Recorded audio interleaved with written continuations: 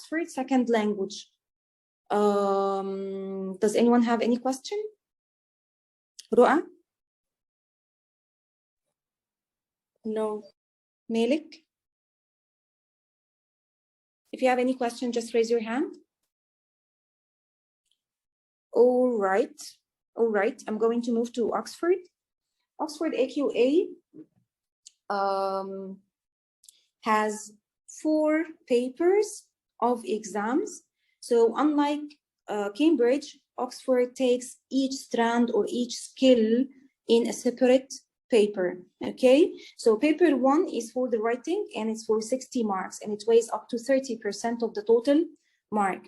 Paper 2 is for the reading and again it's for 60 marks and it weighs up to 30% of the paper of the total mark. Paper 3 is for 40 marks and it weighs up to 20% of the mark. Paper 4 is the speaking and it weighs 20% of the total mark. Unlike Cambridge, paper 4 is obligatory. Here, the speaking, I was just telling you that the speaking in Cambridge is optional. You can sit for it or you just can ignore it. The speaking in Oxford is obligatory. You cannot ignore it.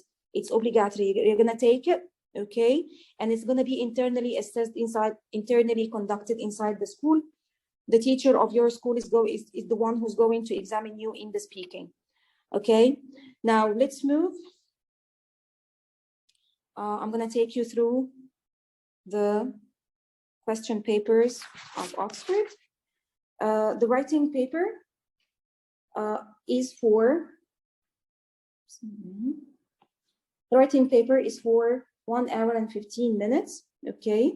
Which session is that? This is November session. Usually Oxford, like Cambridge, have 2 sessions, one for November and one for June. This is November 2021 exam, okay? The first exam here, the first exercise here is a photo description. All in all, the exam has 4 exercises, 4 writing exercises.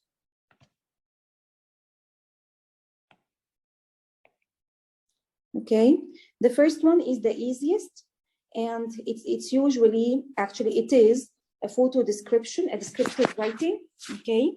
And the descriptive writing can come in Cambridge too in the form of a letter or an email. So the descriptive writing is one important writing task that can come in Cambridge as a first language, in Oxford as a first language, and Cambridge as second language in the letter, if it's a descriptive letter, okay? So the first exercise in the writing paper here is for 9 marks. It's a descriptive task. The photo in the exam is going to be colored just like that. And he's going to tell you, describe what you see in the photograph. In 30 to 50 words, can you go beyond the word limit? Yes, you can go beyond the word limit, okay? However, again, the word limit is here for 2 reasons. For you not to do mistakes, okay? And for time management, okay? What are you required to describe here? You're required to describe the focus of the picture. You're required to describe the atmosphere. You're required to describe the colors, for example, okay, in a coherent piece of descriptive writing. So, for example, if I'm going to describe this, Malak, if I'm going to describe this picture, how are you going to start it? Just describe. Maybe I'm going to start with the man sitting on the piano. So there is a man sitting and playing on the piano. Is he an old man? No. He is a middle-aged man. He is a middle-aged man, okay, and he is playing the piano. How about the piano? Is it an old one or like a modern one? Modern. Okay, so I would say relatively modern piano, or okay, or an old-fashioned piano, like whatever. Okay, and then you can describe the surrounding atmosphere.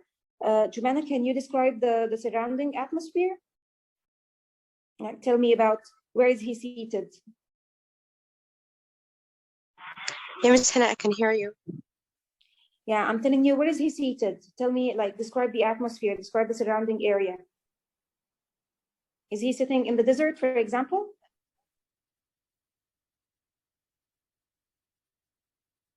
Repeat this, please. Yeah, describe the place. I'm asking you to describe the place. There's a lot of trees, long trees, and sunset, like it's snorkeling, and it's in a very beautiful way. Sun rays are sparkling, okay. Yeah, and there's, yeah, I mean, some of grasses, but it's very few. Okay, so I can say that there is the ground is covered with greenery, or the ground is not attended, not cared for. Or the overall atmosphere, does it give you like a gloomy atmosphere or a cheerful and warm atmosphere? Mariam. Mariam? Yes. Like the overall atmosphere, is it warming and cheerful or gloomy one? Warming and cheerful, kind of peaceful too.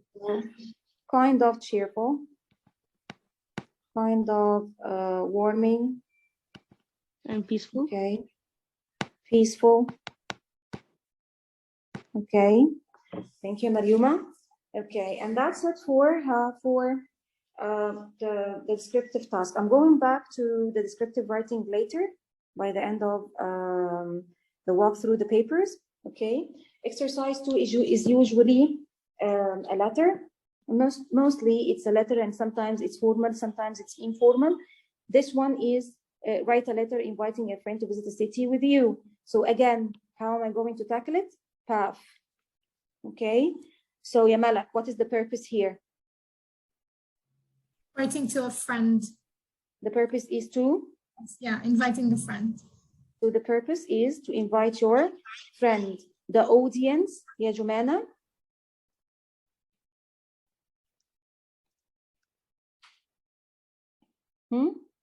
Okay, Malik, the audience, is it like is it going to be formal? The register is going to be formal or informal?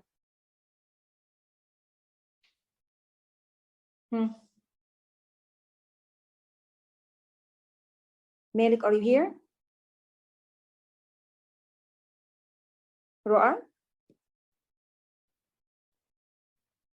Hello? It's informal. It's informal. This is going to be an informal invitation letter or letter of invitation, and the form is a letter. You're writing this is a letter, okay? What is the word count? 50 to 70 words. Again, can I go beyond the word count? Yes, of course, you can go beyond the word count. Just make sure that you don't, for example, exceed the like a period of time or spend a long time here, and you forget about the other tasks. How many marks should be awarded here? 12 marks, okay? The following one is a blog or a diary. Exercise 3 is usually a blog post or a diary, okay? And these two types of writing are personal writing, okay? And again, I want you to notice something here. He says, you must state. So again, is that obligatory or optional? Like, is that obligatory or optional, Yamalak? Obligatory, you have to. Yeah, this is obligatory, and you have, I'm going to check whether you cover these points or not. Usually the first 2 points are short and you don't need to develop them very well. Like the name of the person, you're not going to like to develop the idea of the name, for example, how long you have known them. But you can choose the second 2 points, okay, and start developing them into well-developed pieces of writing. What you like about them, you can work on this idea very well, how they have inspired you, okay? Write a blog post about someone you know who has inspired you, okay?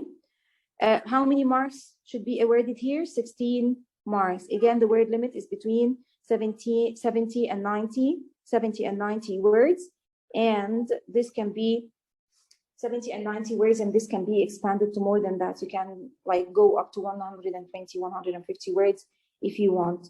Okay, the last task, writing task in that paper is the article. It's usually an article, okay, and this is the exercise that has the most marks. It has 23 marks. So supposedly and logically, you're going to spend more time on that task, okay?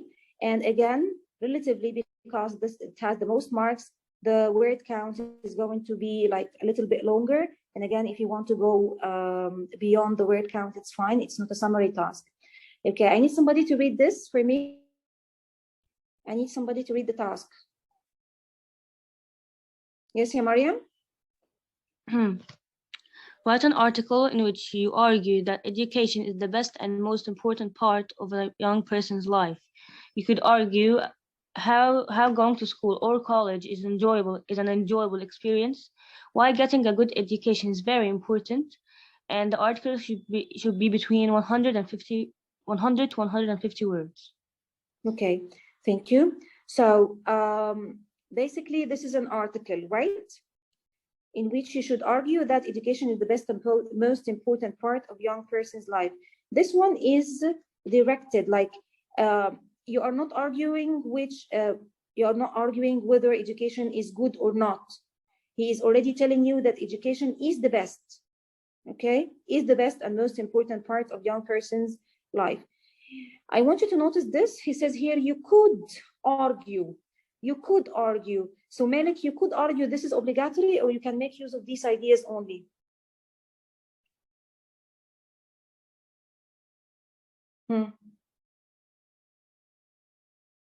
Malik. No, miss. Yeah, when he tells me you could argue, and he gives me 2 bullet points to talk about. Like, Oh, it's optional. This is optional, yeah. However, it's preferable or it's advisable to follow these 2 points. Why? In order to stay on topic, not to go off topic. Sometimes you feel like you are talking about, okay, I'm talking about education. Yes, you are talking about education, but not, you're talking generally about education, but you are not addressing the purpose of the task. You are not fulfilling the purpose of the task. So in order not to go off points, you can just stick to these points and develop them. However, you still have the option not to follow these and write on like your own ideas. If you have good ideas, you can develop these, okay? Then I need to tell you something about Oxford, okay? Oxford in general follows 3 themes. We have 3 themes in general, and these 3 themes will go with you through the writing, reading, listening, and speaking. Okay, I'm going to show you them, the 3 themes in the speaking right now. Okay, here is the speaking paper. I usually prefer to show you the speaking paper because it's closely related. Just a minute. It's closely related to the writing paper. How is that? As you can see here, the exam is divided into 2 parts. The first part is a photo description. The photo description is just like the photo description, the first part of, can anyone tell me? Of the writing exam. The writing exam, exactly, Malak, thank you. So the photo description here is the same like the photo description in the writing exam, but here it's in the form of a speaking test or a speaking task, okay? Now he gives you this card, okay? And this card is related to, as you can see here, life at school or college. That's the main topic, okay? You'll have like 2 minutes or something for preparation. You're going to you have the option of taking notes. So for example, you can say here, college. You can say exam, that's an exam. You can say this man is, what is this man doing? or this like boy doing? يا رؤى.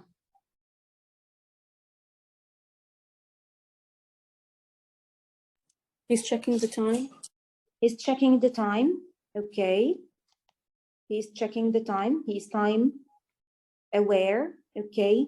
And maybe he is anxious because that's an exam, and maybe he feels like running out of time, right? Yeah. Yes. Okay. And then you keep your notes, and then the teacher is going to ask you one of these questions. What can you see in the photo? What are the challenges of sitting an exam, for example? What are the benefits of having good exam results?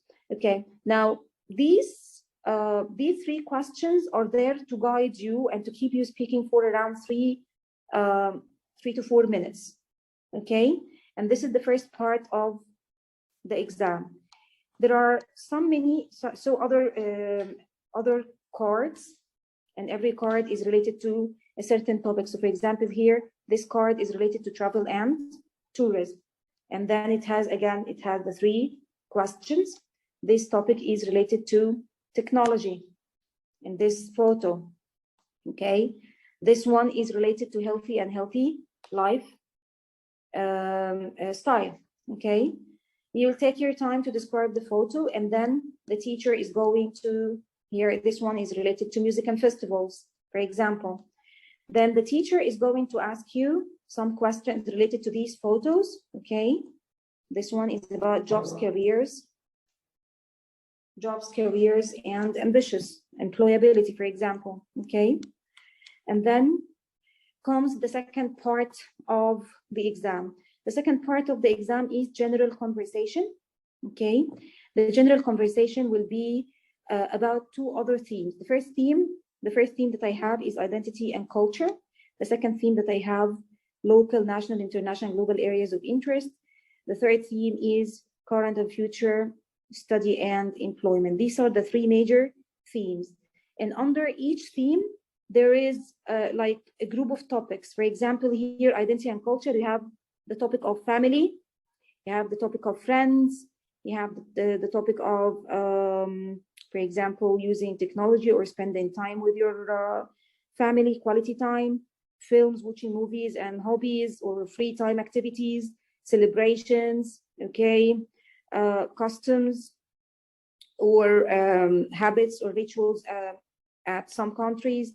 So each topic has some subtopics, or each theme has some topics underneath, okay? So for example, if I choose this card is related to jobs and careers. This is related, for example, to theme 3, current and future study and employment. Okay, so in the general conversation, I'm not going to ask you any question related to this theme because I already examined you about it in the first part, in the photo description. So I'm going to take or choose some questions from theme 1 and theme 2, okay, the subtopics. Now, the general conversation should last for 6 minutes approximately, okay? Okay. Now, the good idea or the good thing about the speaking exam is that the school teacher is the one who conducts the exam for you. So you are already aware, or you're already familiar with the teacher or the examiner, okay? So the examiner conducts the exam, the speaking exam for you, and you already know the topics. We already know the topics that we are going to be examined in. It's going to be, I mean, it's not going to be, I don't know the picture, what the picture is going to be about, but I know that it is going to be related to this theme. So all around the year, I'm going to train you, or your teacher is going to train you how to talk about topics related to this theme, how to talk about topics related to this theme, and so on. That's the speaking exam in brief, okay? And then I'm going to move to the reading exam, okay? The reading exam, just as the writing, is going to last for 1 hour and 15 minutes. And just as the writing, it has 4 texts, okay? The first text is the easiest one. It's usually an email. Are you with me? Yes. People are here with me? Okay, Mariam, are you there? Yes. Roa? Okay. Yes. So usually the first text is an email, a short email, and the questions go from the easier to the more challenging questions, okay? And usually each text is divided into two parts. So as you can see, the email, this is the first part of the email. It has paragraphs 1 and 2 here, then some questions, multiple choices, and then this is the second part of the email, paragraph 3 and paragraph 4, okay? Some questions are just easy questions like that, multiple choices. Other questions ask about the main points, the main idea, and so on, okay? Which statement is correct, the main purpose. So you'll usually find questions asking about the main idea, the main purpose, and the meaning of phrases, okay? That's text 2, for example. That's a fact sheet about careers and jobs, just normal questions, okay? And then he says, list 2 examples, make sure that you get 2 pieces of information and write each piece of information on a separate line, okay? Again, he's asking me here about the main point. The main point means the main idea, okay? And then this is the second part of text 2, okay? Paragraphs 4, 5, and 6, multiple choices. Here starts like more challenging questions, type of questions, which is the paraphrasing and inference questions, okay? Paraphrasing and inference questions, like he's going to get you a phrase from the text. You have to mention, explain in your own words what this sentence means, or what does the writer mean by this phrase. The good thing about that is that you can guess how many pieces of information you need to mention by just looking at the marks. So here, how many marks are reworded here, ya Ro'a? 2. 2 marks. That means that I need to mention 2 pieces of information. The second step is that I need to rephrase or find the phrases that you're going to explain, okay? Time management and, for example, challenge. Time management, like, what's the meaning of time management?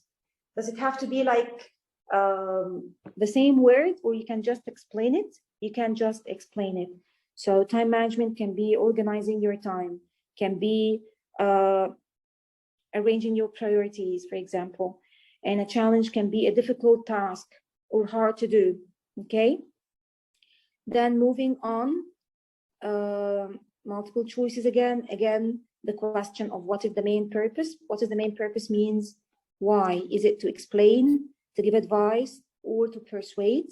Okay, and that takes us a little bit to a higher thinking skill that we didn't find very much in Cambridge. Okay, so that's another level of questions that you can find in Oxford, and it's not there in Cambridge. Okay, so in Oxford we have variety of questions in each exercise. Now text 3, in text 3 you will have again, it's more challenging. We're moving from the easier to the more challenging, or the much difficult level of questions. Okay, again, it's a text a little bit longer, multiple questions, and again multiple choices, and then here the paraphrasing or inference question, he would ask you to like rephrase this, or here, for example, we're looking forward to means, and here it has 1 mark, so I have to explain 1 piece of information, just a normal like listing question, and then again inference question. Okay, then the second part of this text, here again, like you have to mention 4 things. You don't have to go and mention them, to copy them. You just check which one is the correct one and write the letters down here. Again, rephrasing question or inference question. Okay, again, rephrasing question. As you can see, learning vocabulary words here learning vocabulary words here is pretty much of great importance, because if you have like variety of vocabulary, you can use your synonyms, you can explain very well, and you can easily answer this question. Okay, here is the last text, again, paraphrasing and inference questions, and then we're moving to something like listing or note-taking question, 4 things. The other part, okay, again, these are, I'm just showing you the types of questions that you might find here. Again, he's asking about the meaning, what does this phrase mean, okay? The meaning of this phrase or this part, the main point again, or the main idea, paraphrasing again, okay? Which statement is correct? This is the third part, multiple choices, note-taking, list 4 things, okay? And he would tell you from which paragraph you would find the answer. You would go to here, paragraph 5, for example, and find blah, blah, blah. Here you would go to paragraph 6 and you'll find whatever you need, okay? That's it for the reading question or the reading paper. Again, I've shown you now paper 1, okay? I've shown you paper 2 in Oxford, and I've shown you paper 4, the speaking part in Oxford as well, okay? I'm going to go through a descriptive task, and then I'm going to move to English as a first language. So if you're not interested in English as a first language, after I finish the descriptive task, this is the second part is going to be for English as a first language, if you set for the course. And usually people set for English as a first language if they are planning to take English AS or A level, okay? So let's move to descriptive writing task. Basically, as I told you before, like before tackling any piece of writing, you have to think of path or follow the path technique. What is path? Purpose, why you are writing, the audience, is it formal, semi-formal, or informal, and the form, what is your layout, what are you going to write? Is it a letter, is it a blog, is it a diary? So you have to be sure what is the form that you're going to write in, why you are writing in order to fulfill the task, okay? Is it to describe, like the first task? Is it to persuade, like in articles? Is it to advise, like in the letters, for example? Is it to recount or tell something, okay? To recount or retell an event that happened to you, for example? You have to watch out for the register, whether your work should be formal, informal, or sometimes semi-formal. This is the writing task of Oxford, okay? The descriptive writing. So as I said before, it's 30 to 50 words. It's usually a picture, a colored picture that you have to describe. So my purpose here, the purpose to fulfill here is to describe, okay? These are the features of descriptive writing, and I'm going to show you an example, and you have to tell me whether these features are there or not, okay?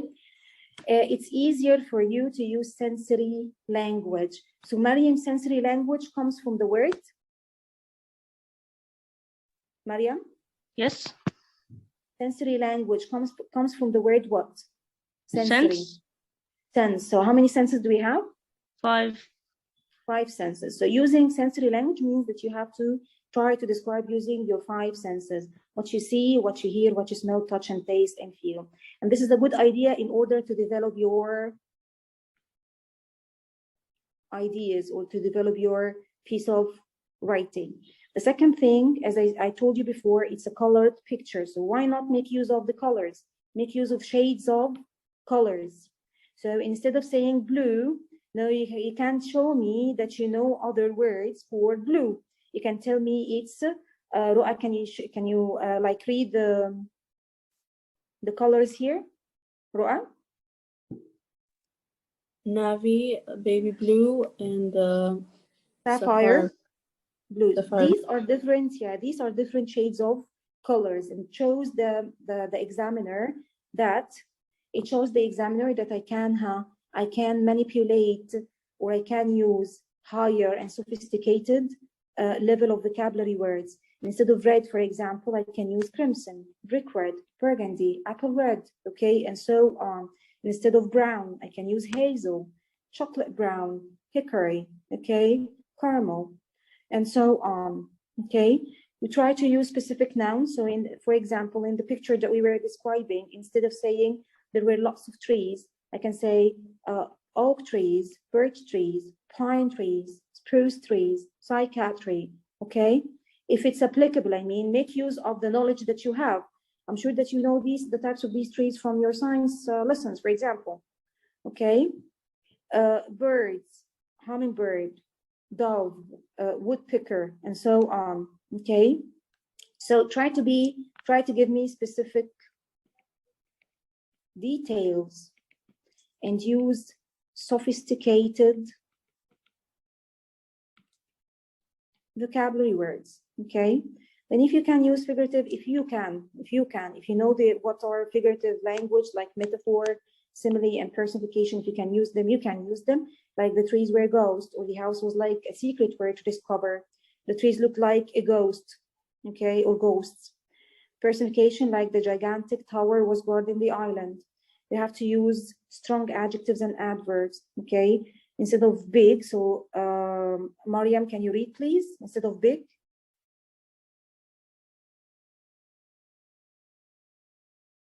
Yes. Yeah. I'm Instead just of asking you to big, read the synonyms. Synonyms, yeah, synonyms for big. humongous, Hmm? gigantic, huge, monstrous, colossal, titanic. Titanic, okay, thank you. Who's there? Malak, can you read the synonyms for amazing?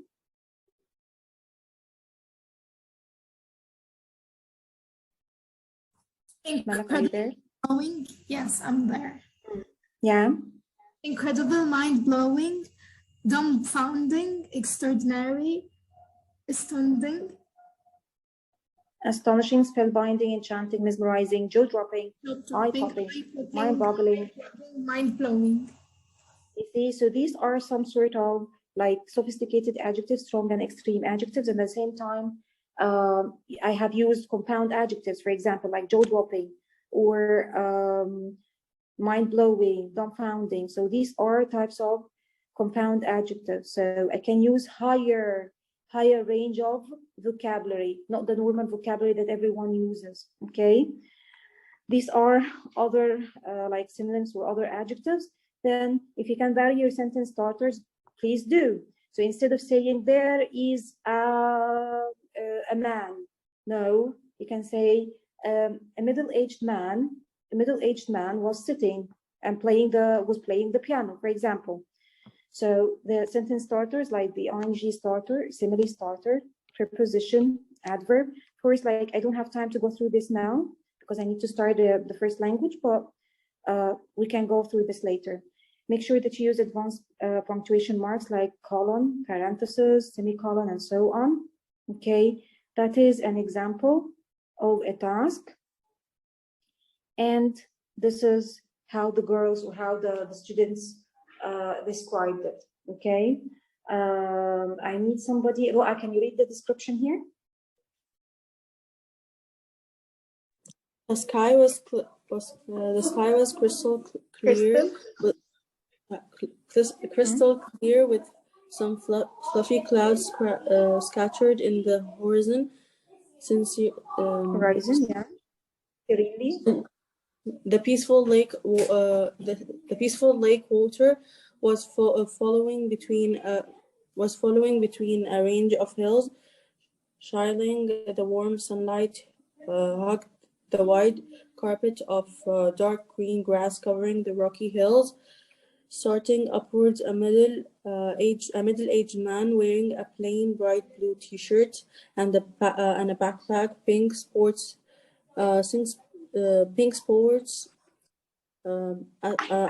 and a helmet, was climbing a glorious humongous mountain. Okay, thank you, Laura. So basically, I started from up here. I went in a logical way. I started from up here. I started describing the crystal clear sky. Okay, and I said that there were some fluffy clouds. You see the sensory? I'm using some sensory language. Scattered mean they are there. Okay, spreading there in the horizon. So really, that's an ly starter. the peaceful lake, there is a lake here. So I started from here and then I moved to the lake. The peaceful lake water was flowing between a range of hills. This is a hill and this is a hill. So between a range of hills. Shyly, again, that's an ly starter. The warm sunlight hugged the white carpet, dark green grass. Where's the green grass? Here is the green grass, the greenery. Okay, covering the rocky hills, staring upwards. Who is staring upwards? This man. Okay, a middle-aged man wearing a plain bright. So I started describing him wearing a plain bright blue shirt. You see the colors? The colors, bright blue. And backpack, pink, sports attire. Attire means like the garment that he's wearing, okay, and a helmet. So I told the examiner that I know the names of each thing that I'm talking about. I described what is he wearing, and I described like the colors here and there. Was climbing a glorious, humongous rocky mountain. So instead of saying that was a big mountain, no, I said that's humongous mountain. And instead of saying just a mountain, no, it's a rocky mountain, okay, using your sensory language. This is how you should describe, or that is how you should go into developing your ideas, whether here in Oxford paper, the first exercise, or in the descriptive writing in Oxford and Cambridge in both the writing papers. And you're going to follow the same technique in English as a first language, Oxford and Cambridge. The only difference is that in Cambridge and Oxford first language, the word range is a lot. Okay, it's more than that. That's it for English as a second language.